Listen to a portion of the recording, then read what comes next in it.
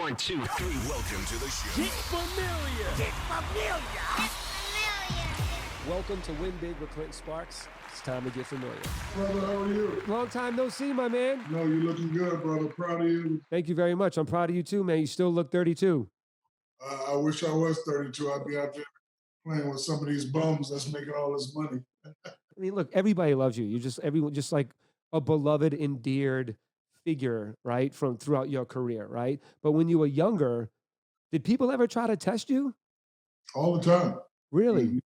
You have to be, listen, I'm from Newark, New Jersey. So I grew up being battle tested, know what it's like, understand it.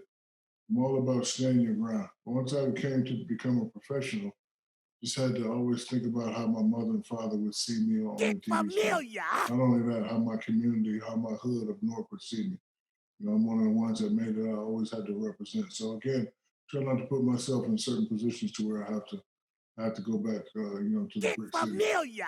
So were you use because I would think that people wouldn't want to fight you, like you're too big, like my face is just going to be destroyed if I get hit by that hand.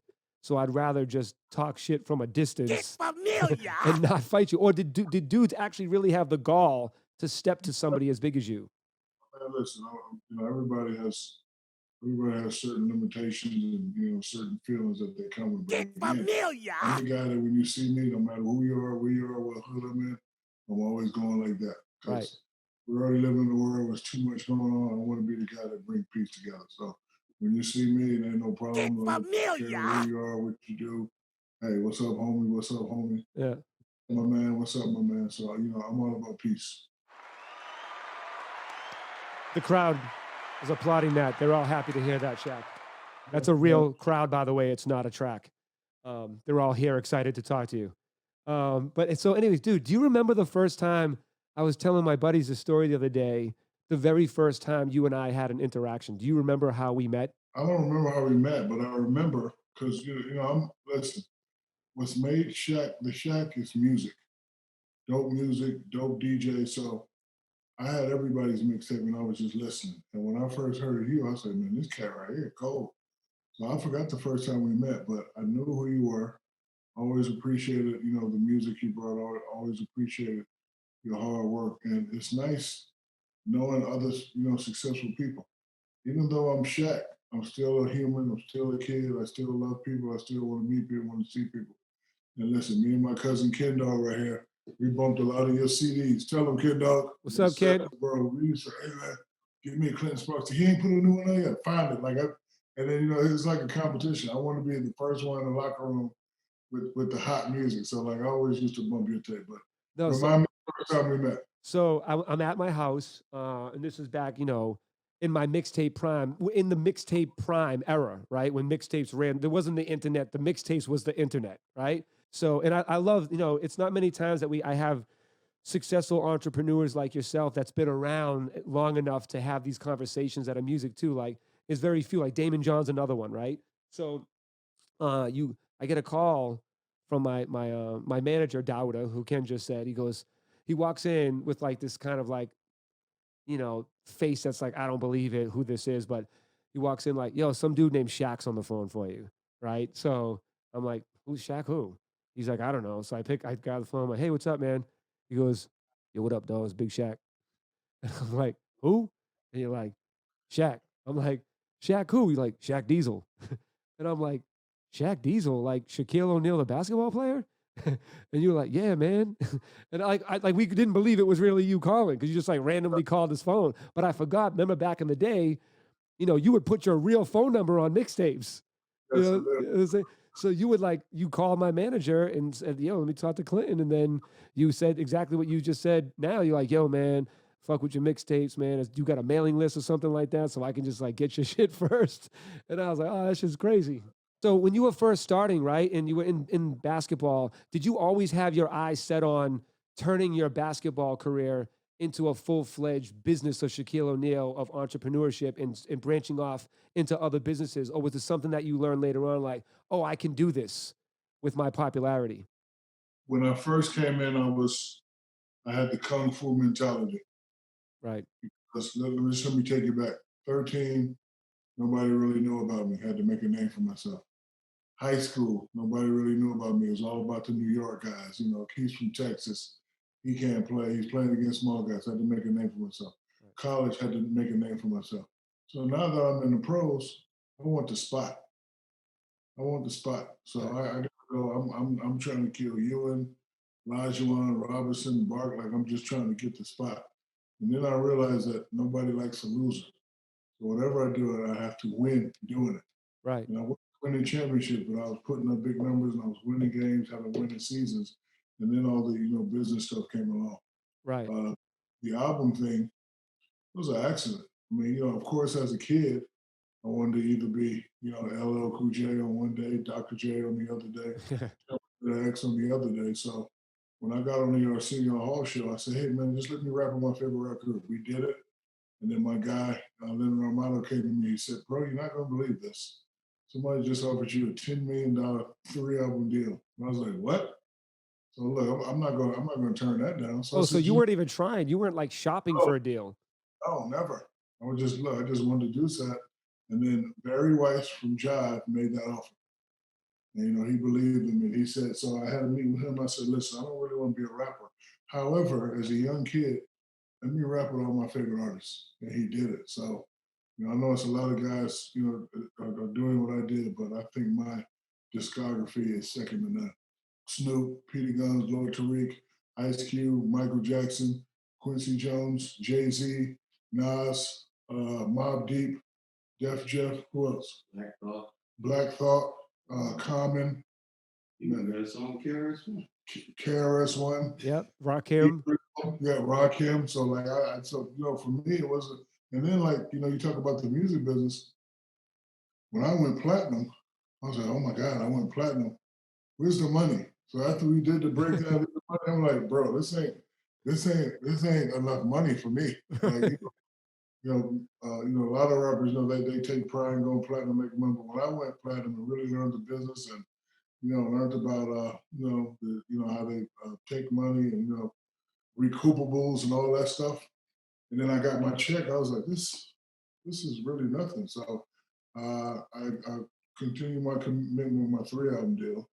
And then Master P and Puffy was making so much money doing their album thing. Me and Ken just started Twism Records. You got Peter Guns, you got Lord Tariq. That was okay, but again, it still wasn't enough money. Right. And then my last 2 albums was Wood. I said, you know what, I'm not gonna do this anymore. But it was fun. It was an experience. It was me just following my dreams and having fun. So now the music industry is Not to mention Notorious B.I.G. Oh my God. Oh, man, yes. I apologize. The great late Notorious B.I.G. came to my house and looked like 1928. I always tell a story. Like I did my verse. I did my verse 3 weeks in advance because Ken played me a song. He said, "Yo, man, Big shouted you out," and I was like, "Yo, Big know me? I'm slamming brothers like Shaquille." So I had Ken reach out to one of the homies, rest in peace. His name was Frank.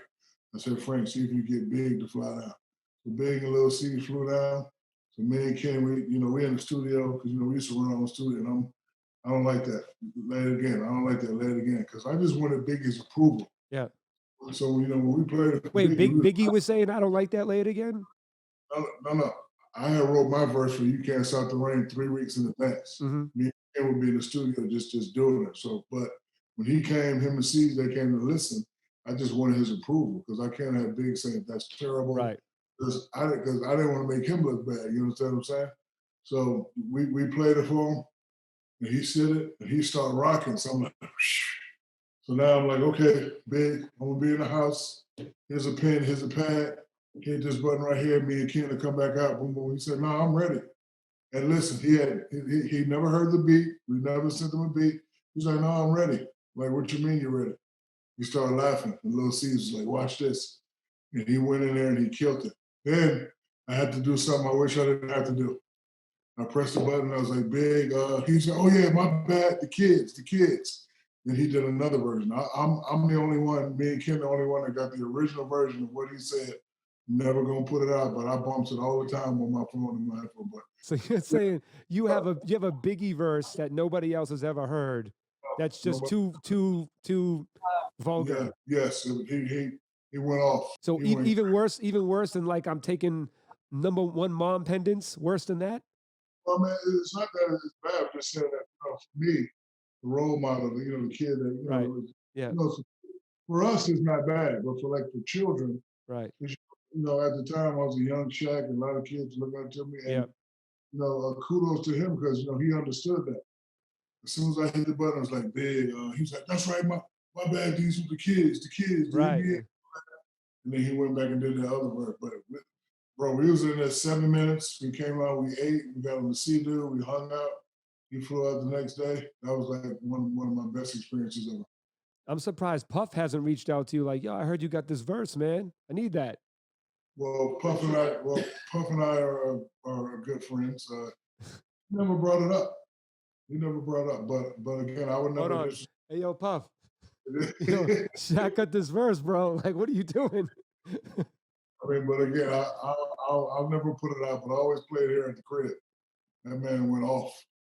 But if you gave it to Puff, you didn't put it out, and then you were able to still get it out.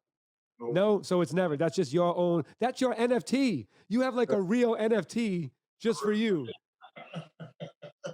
It is. You have your own ill NFT that you like. Yeah, I got this NFT. No one ain't never gonna have. Yeah. That's crazy. I bet you didn't even think of it from that point of view, huh? No, I didn't. Come on, man. It's familiar. So Shaq, in your music career, once you realize like, yo, music isn't really where the money is at. I'm just doing it because I love it. The money's not really the move in here. Like, did you make a conscious decision like, I ain't really working on this anymore because it's not worth my time? Was that really what it was for you? I just wanted to fulfill my contractual obligations. Yeah. And I wanted to make my label thing work because, I'm the same age as Puffy and Birdman, all them. I was like, bro, if they can do it, I'm sure it's a little genre for me. Right. The challenge, and it was fun. We made some money, but compared to the real monies that I make, it wasn't really worth it. It was a headache. The radio game started to be a problem. Yeah. You know what I mean? Yeah. So at that point, I was like, okay, I'm gonna do a few more, and then I'm gonna just get out. But for me, never wanted to be a rapper. For me, my dream was to just perform with all my favorite artists. And again, my discography is second to none. When did you decide I'm just gonna go get all this DJ money and just steal it from Clinton Sparks and all those other guys? I was looking at this article, and it was showing how DJs was making $50 million a year. And I was like, how? And you're like, I'm back in the music game. No, but for me, it was about the money. So then I went to something called Tomorrow World. Have you ever heard of it? Yep, Tomorrowland. Yep. I've never seen nothing like this before in my life, besides a championship sporting event. Right. 300,000 people screaming and having a good time. And look, I've been DJing since '88. I'm not new to this, so it ain't like. Wait, I didn't know that. You DJ Yes. publicly or just like kind of at your house? I'm gonna show you a picture right now, so you. I can't wait to see this. DJ Shaq. What was your DJ name? In college, it's always DJ Diesel. Wait, so you would DJ college parties? Yes, man. Oh, dude, I didn't know Let me that. show you. You're saying like It's yes, 50. like the whole world knows that you were a killer DJ in college. No, but like if you never see anybody do anything or say anything, and then they just pop on the scene, people think, look, this is me in college right here. You see that picture? Yeah. Oh shit. DJ Diesel. Yeah, I've been a DJ for a long time. So then when I went to this event, I was like, you know what, I can do this. And then so of course there's the burn, and there's hip hop and all that. But Yeah. the genre that I DJ is called dubstep. Yep. Dubstep, like the hard drops, and these kids be Yep. going crazy Yep. and be having a great time. That's what I like doing. And again, because look, I lose money every time I DJ. Trust me. Really? Got to fly there. Yeah, I lose money. It ain't about that. It's about I need that adrenaline boost again. When I come out there and there's 15,000, 16,000 fans going up and down, Yeah. that's what I live for. That's what I've been dealing with from 18 to 37 when I retired. And then, when you don't have that, you look for that thing. And so for me, it's all about just going out there and making those kids bang their head. It's funny you say that. I want to go back to that specifically, but it's funny you say that. I recently had a conversation with my girl, and then we were talking about, man, when you're like an athlete and like, let's just say you get hurt or you run your course at like, I don't know, say 32 years old, right? And you weren't like someone that was making 10 million a year. You were maybe a couple million a year, and you didn't really manage your money well. You're 35 now, out of the game, and don't really have money, but you were still like, let's even say you were on a championship team twice, but you weren't like a standout player that was making, the kind of money you were making. What do those athletes do 5, 10 years afterwards if they don't go get, a commentating job or something else? Like, how many players do you know that went into the real world and are not doing well now? It's an alarming stat that 67% of all professional athletes, when they're done playing, have nothing. I didn't want to be a part of that. However, I had everything that I wanted. And when I retired, I still was, I don't like to use the D word because I know this is a real problem, but I was gone for a while. I Really? didn't I didn't have anything. Like I'm used to getting up, eating breakfast, go to practice, this and that. But when I retired, it was just like waking up and I was I was really walking around doing something I'd never done before. Hey neighbor, like talking to the neighbor and trying to cut grass and going shopping. And then I finally got the job at TNT. But like for 3 or 4 months, I didn't know what I was going to do. I mean, of course I would have, eventually figured out, but I was just sitting there like really, really bored. And my house is 70,000 square feet, so I was in there by myself. So Wow. So really bored. So was there a point where you were like, yo, like I don't want to say fall off because you're just not falling off or tiring, but like were you just like, yo, like where do I go from here? Like I'm done with my career, like Yeah, and feel a little fucked up over it? yeah, I did. I was like, it's over. And but I always said to myself, hey, I had a nice run. I did it my way. Now it's time to adjust. Coming from where I come from and raised by a military drill sergeant, we don't worry about the problem, we worry about the solution. So if it would have been over for Shaq, you never heard his name again, I definitely could have lived with that, but I definitely would have bounced back Get doing something else. familiar. And that's what I like, the show Win Big. It's you never count it out, man. Like everyone's one hit record away, right? And that's parallel to anything. It's one move, right? But obviously just using a music term. And it's like, who would have thought, right? You had a fantastic fucking first chapter of your life, if you want to call your NBA career. Who would have thought that your second chapter would be just as big, if not even bigger, than the first chapter? And I think a lot of people, like, when things don't work out the way they planned, or they didn't plan for failure. If you don't plan for failure, you don't know how to deal with it when it happens, right? So people that don't plan for failure or plan for something that doesn't work out the way that you hope, they get bummed out, depressed, or deflated, or even the D word that you wanted to say. I'll say it, depressed. Um, and they don't know where to go from here because they had one plan and one plan only. And in their mind, if it doesn't work, they didn't have a fallback plan, right? So when you retired, were no longer playing in the NBA, did you strategically and calculatively plan what your next plays were, or did they fall on your lap? Did TNT fall on your lap like a record deal did? I had to do emergency planning because if you remember, I signed a 2 year deal in Boston, played the first year, got hurt that year. By the I way, want wait, pause for a second. Pause a second. I'll never forget the day you invited me to the game.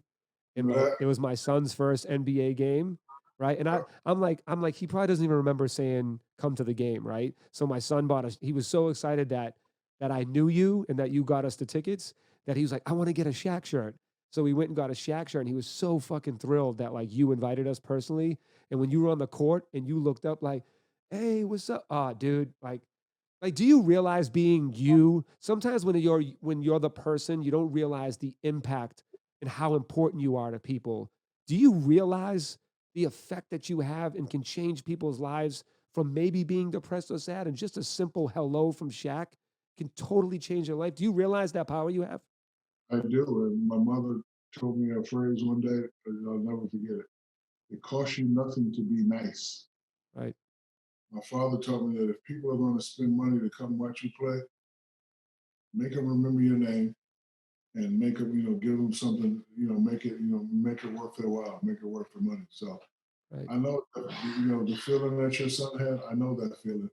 But that's the same feeling I had when I went to watch Dr. J. Right. Dr. J didn't look up and acknowledge me, but I saw him. He was there. The guy that I want to be like, he's right there. Oh my God, if he can do it, I can do it. Right. I was saying so after so the first year I got hurt, but I wanted to do the farewell Shack tour and all that. Yeah. And so I really hadn't quite start planning it. So then when I had to do emergency planning, I was like, I didn't know where to start. And then I had the press conference at my house and I was retiring. And my agent said, hey, ESPN want to hire you and TNT want to hire you. I was like, for what? Because they like you and they think you're funny. So ESPN was like, hey, we'll give you this, we'll give you that, blah, blah, blah. I wasn't quite ready for that. And then TNT said, listen, we don't need you, but we want you. Right. And I said, that's very interesting. They said, look, we already got a great show. We already win the Emmys. We don't need you, Right. but we want you. ESPN needed me. Right. So if I start off bad at ESPN where they needed me, I'll never get a job again. If I start off bad here, I can get fired and do something else. So Right. I decided to come to TNT, and we've had a great show. Been there 11 years. We've won 9 Emmys. It's fun. They allow us to be ourselves. They allow me and Charles to big brother, little brother, argue and fight and do certain things. But I Mhm. think people respect our show because they know that when it comes to greatness, they know that you have some of the greats speaking. I think one of the most fascinating things about you, aside from your accolades and your success, I find most endearing and um, awesome about you is the fact that you can tell that you know people are happy, that you make people happy, and that you enjoy making people happy. I mean, all people want to do in life is just be heard, get a hug, feel appreciated and accepted. That's what makes me love you as a human being. When I look at you, like, yeah, that's cool that you did music. It's cool you did sports. Like, we all do cool shit, right? But like the coolest shit that you do is care about other people and care about making people happy and changing people's lives. Like, even I know you were just saying you need the adrenaline as a DJ, right? But there's also the I just want to be out here with the people. Like, I want to interact, I want to engage. Like, I want them to know that I fuck with them and they fuck with me, and like we're all in this shit together. We're all gonna die one day. Let's just party and have fun and treat each other well. And that's the vibe that I get when I think of Shaquille O'Neal. If I was to speak a eulogy for you, that's what I would talk about is the positivity and the love that you convey and that you exert to the world. And I can feel it, and I know everybody else can feel it. And I hope that you know how much people love you for that. Well, thank you, sir. Appreciate it. Of course. So throughout your career, Shaq, what would you say is like a big regret or a mistake that you made that you learned a valuable lesson that helped shape you to become a different person? Nothing. Nothing at all. All right, forget the regret part because I shouldn't have put that word in there because I don't have no regrets either. What is something that you did that you realized might have been the wrong move that helped shape you to make better decisions, whether business or the NBA? I probably could have communicated better with a lot of people. But Meaning again, in the locker room. yeah, in the locker room, I was the guy that is going to be done my way and my way only. And if you don't like it, do something about it. Right. And it worked for me because I'm glad I wasn't playing on this social media. I probably would have got killed. Oh, But dude. I used to get killed locally in the paper. Follow him. He can't do this. He can't do that. And that kind of used to weigh on me. But I said, okay, I may not make free throw, but I'm still gonna get 50 points a game. Throw Right. me a guy ball and move out. So, but I probably could have communicated with other people better. But other than that, everything I tried to do was calculated. Yeah. I'm always taught to adjust on the fly. I was traded 6 times. That was probably the best thing for me because growing up, every 4 years we moved. So Being in a military family. I can't be in one place too long because people start to get comfortable and things start to get out of whack. So me causing trouble, causing them to move me was probably the best thing for me. If social media was around then, would you have went on Twitter rants and IG and talk shit? Of course, and I would have made $1 billion off of it also Right. because I would use that to promote myself and get my point across in a fun, positive way like I'm doing now. But I always tell people if this was out when I was playing, I'd be a trillionaire by now. What is the most, because you do a lot of brand deals, right? We all know you with the General, Papa John's, Icy Hot. I actually use Icy Hot because of you, to be honest. Thank you. The influential marketing works. But like, so what is the craziest? And you don't have to like call them out and say the actual company, but like, is there a major company that we all know that pitched you a campaign that you were just like, this is the dumbest shit. I would never do this. I'm not going to say a name, but somebody wanted me to give them 100 hours of sweat, and they was going to put it in a cologne. Major company. So a Wanted me- major company like Old Spice wanted you to do 100 hours I'm, of s- I'm, not, I'm not going to say any name, but the contract was I would work out an hour on the treadmill 100 times. They would sweat, make a perfume out of it, and we would sell it. I was like, I don't think I want to. what was the perfume going to be called? You know what? It was actually going to be called Eloquaz because that's my name spelled backwards. Eloquaz. So does it matter what part of your body you would get the sweat from? Boss. Yeah, that's what I'm saying. Like, you just dripping from your taint into a bottle. You just got swass like all in a bottle. That's crazy. Yeah. So so when someone gives you a dumbass like idea like that, how do you respond to that? I just tell them that we will get back to it. I always have to. One thing my mother and father always taught me is to be professional. Like I realize that I'm blessed in a special place. So, listen, these people work hard. I'm not going to embarrass them. Be like, get that shit out my face. Like, you know what? Well, you don't have to be a dick, but you can be like, you know what, guys? I love the fact that you came to me with a great idea. Maybe the fact that you're interested in me could allow me to potentially come up with another idea that might work for you guys, and then not lose the deal, but then have a dope team like Ken, you, and whoever else is on your team. Where you call Clinton, you say, dude, how do we come up with these fucking innovative, game changing ideas? I got this opportunity, and you bring back a better idea.